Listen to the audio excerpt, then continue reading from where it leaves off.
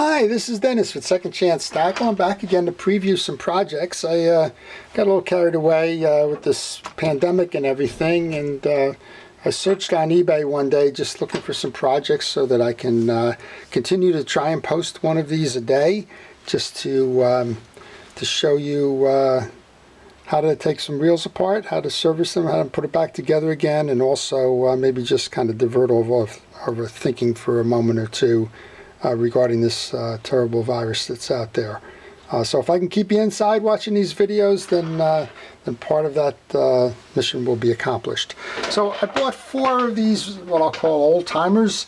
They're bait casting reels. Most of them are probably pre-war or just after the World War II. And we're going to take these apart, probably one episode each. I'll get my money's worth that way.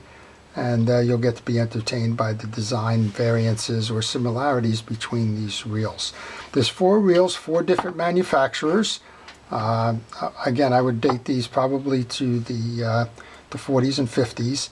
I'd be surprised there might be something in there earlier. I did notice this one has a date code on it. I'll go look the date up for that one, but my guess is it's 40s. And we'll show you what they are. So let's start with this one. This one's a Pflueger Akron, and Ernest Pflueger had a plant in Akron, Ohio, named the reel after the Akron reel after that. Beautiful German silver side plates on this. Everything appears to be functional. Let's try that clicker.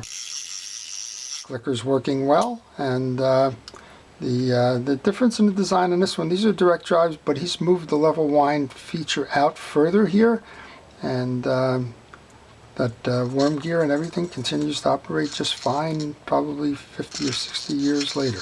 So we'll take it apart. I'll show you what it's made of, and how to service this one if you happen to have one of these. Pretty nice reel. Second one up then is going to be a reel from the Kalamazoo Tackle Company. That's kind of interesting. I've never heard of the Kalamazoo Tackle Company. If anybody wants to tell me about it, please go ahead and do it. What I do know, though, is Kalamazoo is where William Shakespeare had his company headquartered. So I don't know if this is a trade brand, perhaps. It's called the Utility 1700. It was made in the U.S. There's no date coding on this one, but I'm kind of certain that if it was Shakespeare, he wouldn't put his own model number in there as date coding anyway. But pretty straightforward reel. Again, everything seems to work on this one. Let's try that clicker. We got a quiet clicker, but we do have a clicker. And again, looks like it was quality reels. A lot of the finishes worn off of these. That might have been like a chrome plating or something. But at any rate, we'll take this one apart and we'll show you how it is. This is probably the simplest of the 4 reels there. There's no nothing fancy about it. It's a direct drive straight up onto the worm gear and so on. Here's the third one. This one's called Red River. Again, I don't know the manufacturer. I haven't seen it.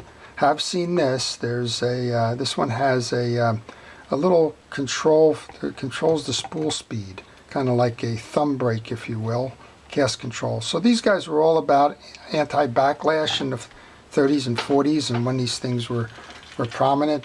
These were your typical bait casting reel by its nature, and they always trying to figure out a way to provide anti-backlash.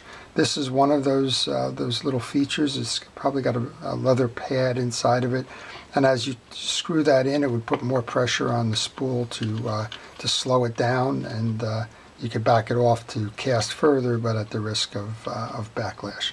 Just as I'm saying that, I noticed that the Pflueger reel also has that little feature on it. So Red River, and I'll try and get some information.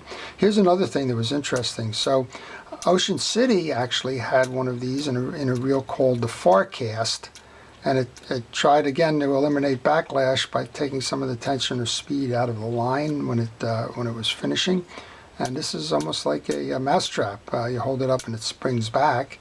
So that would probably be the design. I suspect that your line would be inserted below this, and as you cast, the line will come up, and then this will keep pressure on it going down as the line slows down towards the end of the cast. So we'll take that one apart and see as well. And then this is the one I know about. This is the Shakespeare Wonder Reel, and everything seems to be working. That little spool chirp, it's almost always lack of grease. And this one's got a code of GE. I'm thinking G was the 40s. I don't know where E lines up, 45 or whatever.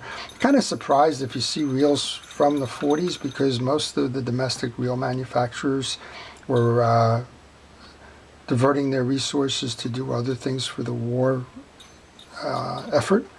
And so there aren't too many that you see in the 1940s, even in the 30s and 50s again, or late 40s, after the war had ended. So 4 bait casting reels, almost all of them made in the U.S., I'm assuming. Kalamazoo, Pfluger was Akron, Shakespeare was Kalamazoo. I don't know where Red River originated or who the manufacturer to that brand was, but maybe I'll find out between now and then. And then finally, one that's completely off key. I paid about $15 each for these, if you're wondering. I think the whole lot was on eBay with the shipping for $60, so I think it wound up about $15 each.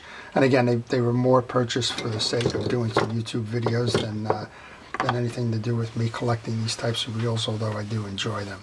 And then the last one that we'll put into that project pile as well. It's a circa 1980s. It's a Condor made by South Bend. It's probably a single ball bearing reel, graphite case. It's working. This will be one of my giveaway reels when I'm done. I'll find some kid or child or young angler that would be interested in putting this one back to use. And we'll just take this one apart. We'll show you that even though it's an inexpensive reel, it does need to be maintained. And when you do that, we'll show you the steps behind that one. So South Bend, I do know from that history of the Gladding Company that South Bend was acquired by Gladding at one point, and then Gladding filed for bankruptcy in the 1980s, and I think that's probably in the end of that bankruptcy. They filed several times, but in the end of that bankruptcy thing, South Bend was probably split out, because South Bend continues as a reel manufacturer today. So those are some upcoming projects then. 4 bait casting reels, a South Bend Condor, and who knows what else we'll find to keep ourselves occupied during this stay-at-home pandemic. So I can only ask you to do what we're doing here. Get involved in your fishing reels, tune them up, get ready for the season, stay at home, be smart, play it safe, and we'll get through this all together. So with that, this is Dennis with Second Chance Tackle. Thank you for watching.